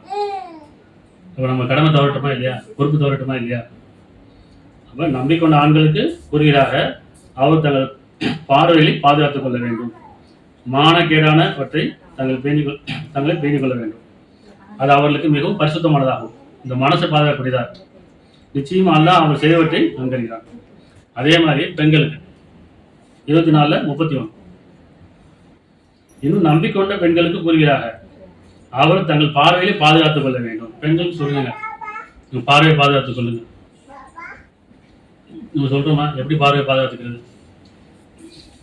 நம்ம தான் எல்லாமே பார்த்துறோம், கையில இருக்கு, மொபைலில் இருக்கு, எல்லாமே எங்கே பாதுகாக்குது? சினிமா பார்த்து, டிவி பார்த்து, இன்ஸ்டாகிராம், ஃபேஸ்புக் பார்த்து அவ்வளோதான். வெளியே போனால் அதே போதையில் போக வேண்டியது. ஆண்கள் பெண்களும் வச்சுட்டாங்க, என்ன பார்த்தோமோ அப்படியே அந்த கண்ணாடி போட்டுகிட்டே போகணும். பார்க்கலாம் அதே மாதிரி தெரியும். சைட்டை அப்படி தான் காட்டும். அப்போ நம்பிக்கொண்ட பெண்களுக்கு புரிகிறாக அவர் தங்கள் பார்வையிலே பாதுகாத்துக் கொள்ள வேண்டும். மானக்கேடான விட்டும் தங்கள் பேணிக் கொள்ள வேண்டும். தங்கள் அலங்காரத்தை இயல்பாக வெளிக்காட்டக்கூடாது. அலங்காரத்தை இயல்பாக கூடியதை தவிர வெளிக்காட்டல் ஆகாது. தங்கள் ஆடைகளை தங்கள் மார்புகளை மறைத்துக் கொள்ள வேண்டும்.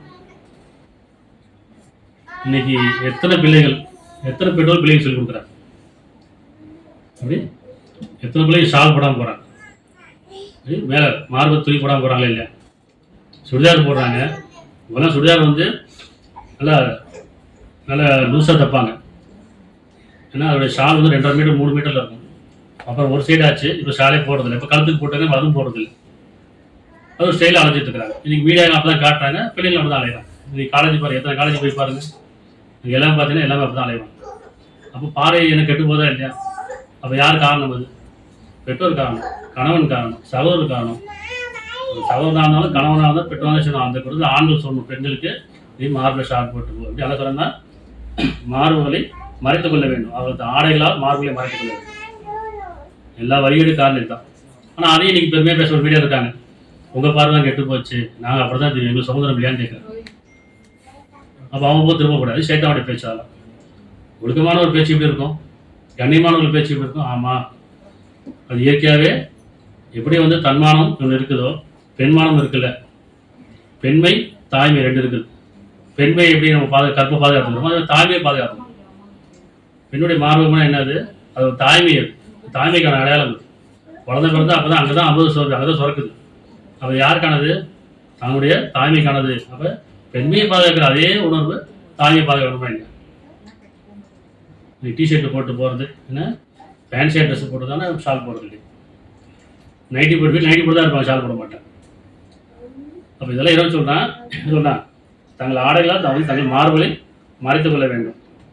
தம் கணவன் அல்லது தம் தந்தையின் அல்லது தன் கணவரின் தந்தையர் அல்லது தம் புதல்வர்கள், தம் கணவரின் புதல்வர்கள் அல்லது தம் சகோதரர்கள், தம் சகோதரின் புதல்வர்கள் அல்லது தம் சகோதரின் புதல்வர்கள், தங்கள் பெண்கள் தங்கள் வழக்கரம் சொந்தமாய் கொண்டவர்கள், அது ஆண்கள் தன்மை அண்டி வாழும் அருவமுடைய சிறுவர்கள் ஆகிய இவருடைய தவிர தங்களுடைய அலங்காரத்தை வெளிப்படுத்தல் கூடாது. இல்லை நெருக்கமான ஒரு கூட்டு குடும்பமாக இருக்கும்போது, நெருக்கமான உறவு இல்லை, இங்கே நீங்கள் இயல்பாக வந்து இருக்கலாம்.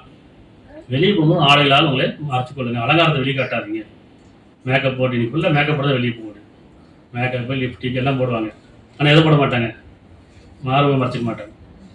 சரி, அல்ல சொல்கிறான், ஆடை உங்களுக்கு கொடுக்கப்பட்டது உங்களை மறைத்துக் கொள்வது தான் சொல்கிறான். மறைத்துக் கொள்ளலை, நம்ம காட்டனே போகிறோம். ஆண்களோ பெண்களோ உங்களை மறைத்துக் கொள்வது தான். உங்கள் மானத்தை மறைச்சு கொள்ளுங்க, உங்களை யாரும் பார்க்கக்கூடாதுன்னு சொல்லலாம். ஆனால் என்னை பார்க்கணும் தானே ட்ரெஸ் போடுறாங்க. இதில் வேற சென்ட் ஸ்ப்ரேலாம் போட்டுக்க வேண்டியது, அந்த வாசனை இன்னும் தூண்டும். அப்போ இதெல்லாம் ஒழுக்கக்கேடுக்கான விஷயங்கள். அதாவது மனதை பறிக்கக்கூடிய, மானத்தை பாதுகாக்க தவறக்கூடிய, பார்வை தவறக்கூடிய, எண்ணங்கள் தவறக்கூடிய விஷயங்களா இருக்காங்க. அப்போ வேதம் என்ன சொல்றது? இதெல்லாம் உங்களுடைய பொறுப்பாக நீங்கள் பிள்ளைங்களுக்கு சொல்லிக் கொடுங்க. சொல்லணுமா இல்லையா? அப்போ நம்ம அதில் வாழணுமா இல்லையா? அதே மாதிரி அலங்காரத்தில் வெளிப்படுத்தல் தங்கள் கால்களை தட்டி நடக்க வேண்டாம். மேலும் நம்பிக்கொண்டவருக்கு நீங்கள் வெற்றி பொறு போட்டு அனைவரும் அல்லாவின் பக்கமே திரும்புங்கள், இறைவன் பக்கம் திரும்புங்க. கால்களை தட்டி நடக்க வேண்டாங்கிறான். இன்னைக்கு நடைபெற்று இருக்கு, கொலுசு போட்டால் சத்தம் கேட்குது, ஹீல்ஸ் போட்டால் சத்தம் கேட்குது. அப்போ உங்களுடைய நடையோ, உங்களுடைய உடையோ அல்லது உங்களுடைய வாசனை பொருள் எதுவுமே திருப்ப வேண்டாம். அப்போ இன்னைக்கு உலகத்தில் நடக்கிற எல்லா பெண்களுக்கான எல்லா அணியான காரணம் எது? ஆண்களும் தானே. அது பெண்களையும் சேர்ந்து தானே இருக்கு. நீ ஸ்கூலில் நடக்குது, இது ஸ்கூலில் கற்பழிப்பு நடக்குது, காலேஜில் நடக்குது, எல்லா இடத்துலையும் பெண்களுக்கு நீங்கள் பாதுகாப்பு இல்லாமல் காரணம் என்ன? அது பெண்களும் ஒரு காரணம் இருக்குது, பெற்றோர் ஒரு காரணம் இருக்குது. எப்படி பிள்ளைகள் ஆண் பிள்ளைக்கு சொல்லி வளர்க்கணும்? எப்பா நீ வெளியே போனால் சகோதரியா பாரு, தங்கச்சியா பாரு, இல்லை அக்கா பாரு, தாயா பாரு. அதுதான் அப்போ பெண் பிள்ளைன்னு சொல்லி கொடுக்கும். தம்பியா பாரு, அண்ணனா பாரு, இல்லை அப்பா சாணத்தை பாரு. அப்போ ஒழுக்கம் வேணும் இல்லையா? 63:9 நம்பிக்கொண்டவர்களே, உங்கள் செல்வமும் உங்கள் மக்களும் அல்லாவின் நினைவை விட்டு உங்களை பாராமரிக்க வேண்டாம். உங்களுடைய செல்வம் உங்கள் மக்களும் எப்படி உங்களுக்கு என்ன எதுக்காக படைக்கப்பட்டீங்களோ, என்ன கொடுக்கப்பட்டு கவனமா இருக்கீங்க. உங்களுக்கு பொறுப்பு கொடுக்கப்பட்டு கடமை கொடுக்கப்பட்டிருக்கு, அதை கவனமா இருக்கீங்க. நம்பிக்கொண்டவர்களே, உங்கள் செல்வம் உங்கள் மக்களும் அல்லாவின் நினைப்பை விட்டு உங்களை பாராமரிக்க வேண்டாம். எவர் இவ்வாறு செய்கிறார் நிச்சயம் அவர் தான் நஷ்டவாளிகள். சரியா? அதில் ஒழுக்கம் ரொம்ப அவசியம். அந்த ஒழுக்கத்தை பேணக்கூடியவர்கள் நம்மளும் நம்முடைய பிள்ளைகளும் குடும்பத்தாருக்கும் இறைக்கடையில் பணியுமாறு ஏவிக்கிட்டே இருக்குன்னு சொல்கிறோம். சொல்லிட்டே இருக்கு, டெய்லி சொல்லிட்டே இருக்கு. அதில் பொறுமையாக இருக்கு, அவசரப்பட வேண்டாம், கோவப்பட வேண்டாம், நிர்பந்தப்படுத்த வேண்டாம் இல்லையா? அதனால் நம்ம எது செஞ்சாலும் அவங்களுக்கு என்ன வாங்கி கொடுத்தாலும் அது அவங்க சரியா, அது முறையா, அது நன்மை தருமா தீமை தருமா? சின்ன பிள்ளை சாய்டு வாங்கி கொடுக்குறதுலேருந்து பெரிய பிள்ளையா பைக் வாங்கி கொடுக்குற வரைக்கும் அது சரியா தப்பா? அவங்களுக்கு பிடிச்சி கேட்குறாங்க, கடைசி எனக்கு இவ்வளோ தான் பிடிக்கும் அவ்வளோதான் பிடிக்கும் கேட்குறாங்க. அது சரியா தப்பா, முறையாது அவங்க சொல்லி புரிய வைக்கும். உறவுகளை மதிக்கிறதே இல்லை, ஏன்னா நம்ம அன்பு காட்டவே இல்லை. நம்ம அன்பை தாண்டி ஒன்று போதுன்னு என்ன அர்த்தம்? இந்த உறவை தாண்டி, பெற்றோரை தாண்டி இந்த பெண்ணோ அந்த பையனோ எனக்கு இன்னொன்று தான் முக்கியம், எனக்கு அந்த பொண்ணு தான் முக்கியம், அந்த பையன் தான் முக்கியம்னு போகிறாங்கன்னா, அப்போ நம்மகிட்ட இல்லாத ஒன்று நம்மகிட்ட என்ன இருக்குன்னா அந்த அன்பை நம்ம தவறு விட்டுட்டோம். நம்ம சின்ன பிள்ளைங்க அந்த அன்பு ஊட்டி வளர்ந்தோம்னா இதை தாண்டி ஒன்றும் போகாது. நடக்குமா? நடக்காதில்லை. நம்ம தப்பு செய்யும்போது நம்ம பெற்றோர் எப்படி தூங்குனாலும் நம்ம பிள்ளை செய்யும்போது நமக்கு தெரியுதா இல்லையா? நம்ம தப்பு செய்யும்போது நம்முடைய பெற்றோர்கள் எப்படி மனம் வந்தாங்க, கோவப்பட்டாங்க, வருத்தப்பட்டாங்கிறது நம்ம பிள்ளை செய்யும்போது நமக்கு தெரியும். அதனால் இங்கே இறைவன் கொடுத்த உறவுகள், உணர்வுகள், ஒழுக்கத்தை பேணிக்கொள்ளும். இதுதான் இறைவனை வழிபடுறது. 7:26 ஆதமுடைய மக்களே, மெய்யாகவே நாம் உங்களுக்கு உங்கள் மனதை பாதுகாத்துக் கொள்ளவும் உங்களுடைய அளவுக்காகவும் ஆடை அளித்துள்ளோம். எனினும் பயபக்தின் ஆடை சிறந்தது. சொல்ல ஆதமுடைய மக்களே, அதே மனிதர்களே, மெய்யாகவே நாம் உங்களுக்கு உங்களுடைய மனதை பாதுகாத்துக் கொள்ளவும் உங்களுக்கு அழகாகவும் ஆடை அளித்துள்ளோம். எல்லா வேணும் ஆடையெல்லாம் தான் தெரியுது இல்லையா? அப்போ அதை பெருசாக அவன் பார்க்கறது இல்லை. ஆனால் மனிதன் கருதி கொண்டு தெரிய முடியுமா? ஆடை அவனுக்கு கண்ணியப்படுத்த முடியும், அழகுபடுத்த முடியும். சொல்லுவாங்க ஆடை பாதி, ஆள் பாதி, ஆடை பாதி சொல்லுவாங்க. அதில் பார்வை ரொம்ப பயபக்தின் ஆடை வேணும், எண்ணம் பயபக்தின் ஆடை வேணும். அந்த பயபக்தி ஆடைங்கிறது உள்ளத்தில் அந்த பயபக்தி இருந்தால் தான் வெளியே அலங்காரம் இருக்காது, அழகுபடுத்த முடியாது. ஒழுங்குபடுத்திக்கலாம், இல்லைன்னா அழகுபடுத்தி அலங்காரப்படுத்தி என்னை பாடுற மாதிரி இருக்கும். அதனால் ஆடை அளித்துள்ளோம். இன்னும் பயபக்தின் ஆடை சிறந்தது. இது அல்லாவின் அடையாளம் உள்ளதாகும். நல்லுணர்வு பெறுவதாக சொல்லிட்டா. நல்லுணர்வு பெறுங்கப்பா, இது இறைவனுடைய அடையாளம். எது? பயபக்தி. அந்த பயபக்தியோடு தான் இறைவன் தேர்ந்தெடுக்கும். சரியா? பிரார்த்தனை நினைப்பேன் 25:74 பிரார்த்தனை. மேலும் அவர்கள் எங்கள் இறைவனே, எங்கள் மனைவிடத்திலும் எங்கள் சந்ததியிடத்திலும் இருந்து எங்களுக்கு கண்குள் சலிப்பாயாக. டெய்லி பிரார்த்தனை பண்ணணும். என்ன பிரார்த்தனை? எங்கள் மனைவிடத்திலும் எங்கள் சந்ததியிடத்திலும், எங்கள் கணவனிடத்திலும் எங்கள் சந்ததியிடத்திலும் எங்களுக்கு கண்குள் சரினார்த்தம். இந்த மனசுக்கு அமைதி கொடுக்குது. அவங்களை பற்றி நம்ம பயம், பதட்டம், கவலை, சங்கடம், என்ன ஆயிருமோ, எங்கே நடக்குமோ, எங்கே போனாங்களே, வந்தாங்களா, வரலையா, இருக்கா இல்லையா, ஒரு நம்பிக்கை ஒன்றும் இல்லை. என் பிள்ளை மேலே எனக்கு நம்பிக்கை இருக்கும். அதுபடி அவங்க நடந்துக்கும். நம்பிக்கை இருக்கா நமக்கு? ஃபோனை வாங்கி பார்ப்போம், ஃபோனெல்லாம் லாக் பண்ணி எல்லாமே லாக் பண்ணி வச்சுருப்பாங்க. ஸ்க்ரீன் லாக்கில் இருக்கும், வாட்ஸ்அப் லாக்கில் இருக்கும், மெசேஜ் லாக்கில் இருக்கும், இன்ஸ்டாகிராம், ஃபேஸ்புக் எல்லாமே லாக்லேயே தான் இருக்கும், பார்க்க முடியாது. அப்போ அங்கே தப்பு இருக்குன்னு அர்த்தம். அப்போ சரியாக இருந்தால் லாக் இருக்கக்கூடாதுல்ல, பெட்ரோல் தானே பார்த்துட்டு போகணும். ஃபோன் நம்ம டேபிள் வைக்க மாட்டாங்க. எப்படி படிக்கிறோம் நான் நினைக்கிறோம் ரொம்ப கவனமாக அந்த பிள்ளைகளை வளர்க்கறதுக்கு ரொம்ப கவனம், நம்மளுடைய பொறுப்பாக கவனிக்கணும். நிறைய பிள்ளைகளை இழந்துட்டோம் இல்லை, எத்தனை பெற்றோர் இழந்துருக்குறாங்க. உயிர் பிரச்சனை கவலைப்பட மாட்டாங்க, அது விதின்னு விட்டுருவாங்க. ஆனால் வளர்த்து ஆளாக்கி கடைசி நம்ம இஷ்டத்தான் நம்ம பிள்ளைகளை திரும்ப செஞ்சு வைக்க முடியலையே, அதுக்கு இஷ்டத்துக்கு காணா போயிடுச்சு. இருக்குல்ல, கவலை இருக்குல்ல, ஆனால் அந்த பெற்றோர்லாம் தெரியும். சரி, அப்போ பிரார்த்தனை, அவர்கள் எங்கள் இறைவனே எங்கள் மனைவிடத்திலும் எங்கள் சந்தேகத்திலும் இருந்து எங்கள் கண்குள் செழிப்பாயாக, இன்னும் பயபக்தியிலிருந்து எங்களை வழிகாட்ட எங்கள் சாட்சியாளர் ஆக்கி வைப்பாய் என்று பிரார்த்தனை செய்வார். பயபக்தியாளர் நம்மளும் நம்ம குடும்பமும் ஒரு சாட்சியா இருக்கும், நம்மளும் நம்ம பிள்ளைகளும் ஒரு சாட்சியா இருக்கும். சரியா? 71-28 என் இறைவனே எனக்கும் என் பெற்றோருக்கும் என் வீட்டில் நம்பிக்கையாளர் பேசிக்கும் நம்பிக்கொண்ட ஆண்களுக்கும் பெண்களுக்கும் நீ மன்னிப்பளிப்பாயா, அநியாயக்காரர்களுக்கு அழிவில்லாத அதிகரிக்காது என்று பிரார்த்தனை. அதில் குடும்பம் கொடுக்கப்பட்டிருக்கு, அதில் உணர்வு இருக்கு, உள்ளட்சம் இருக்கு, பயபக்தி இருக்கு. அதுவே இறைவனை நம்ம காட்டிய நமக்கு கொடுக்கப்பட்ட பொறுப்பும் அவருடைய கடமையும் இருக்கு. அதை நம்ம சரியா செய்யணும். பொறுப்பை விட்டுட்டோம், கடமை தவறிட்டோம்னு சொன்னால் நம்ம தான் நஷ்டவாளியாக நீ ஆகிட்டு இருக்கோம். அந்த பிள்ளைகளுக்கு பொறுப்பாக சொல்லி கொடுத்து வளர்க்கணும். இது வேண்டாம், சாக்லேட் வேண்டாம், இது தப்பு, இது உடலுக்கு கேடு, இது இனிப்பு வேண்டாம் அப்படின்னு சொல்கிற மாதிரி, கசப்பு வேண்டாம்னு சொல்கிற மாதிரி அவங்களுக்கு இதையும் சொல்லணும். குணநலங்களையும் இப்படி சொல்லணும். இது கெட்ட குணம் வேண்டாம், பார்வை பாதுகாத்துக்கோ, எண்ணங்களை பாதுகாத்துக்கோ, கெட்டது பேசக்கூடாது, கெட்டது கேட்கக்கூடாது, கெட்டது பார்க்கக்கூடாது, அப்படின்னு சொல்லி வளர்க்கணும். இந்த பொறுப்பை நம்ம ஆரம்பத்திலே சொல்லிட்டோம்னு சொன்னால் நம்ம கடைசி பயப்பட தேவையில்லை. நம்ம வளரும்போது விட்டுருவோம், வளர்ந்ததுக்கப்புறம் பயப்படுறோம், கவலைப்படுறோம், வேதனைப்படுறோம், கஷ்டப்படுறோம். இப்படிதாங்க. ஆனால் பிள்ளைகளுக்கு ஆரம்பத்தை அன்பு காட்டாது, அதுக்கப்புறம் நம்ம அன்பு என்ன தான் சொன்னாலும் அவங்களுக்கு புரியாது. ஆரம்பத்தை அன்பு காட்டாமல் அதுக்கு தவறுனதுக்கப்புறம் இப்போ நான் இவ்வளோ பண்ணலாம் அன்பு வச்சிருக்கேன், பாசம் வச்சிருக்கேன், அவன் உயிரே வச்சுருக்கேன்னு சொன்னாலும் உயிர் போனாலும் பரவாயில்ல, என் தாய் தாப்பு இல்லாட்டும் பரவாயில்ல, எனக்கு பிடிச்சதான் வாழ்க்கை போயிட்டே இருக்கு. அதனால் இறைவனே எங்களையும் குடும்பத்தாரையும் சந்ததியையும் நம்பிக்கொண்ட ஆண்களையும் பெண்களையும் எங்கள் வாழும் எங்களை மரணமும் எங்களை தொழிலும் உனக்குரியதாக ஆக்கி வைப்பாயாக. நிச்சயமாக எங்கள் மீது இறக்கமும் கருணையும் கொண்டு எங்களையும் சந்ததிகளையும் நீ பொறுப்பேற்றுக் கொள்வாயாக. வெட்டப்பட்ட சைத்தான் எப்பொழுதும் அவன் நெருங்காமல் இருக்கும் உன்னை கொண்டே நாங்கள் பாதுகாத்து தெரிகிறோம். எல்லா புகழும் அல்லாஹ்வுக்கு.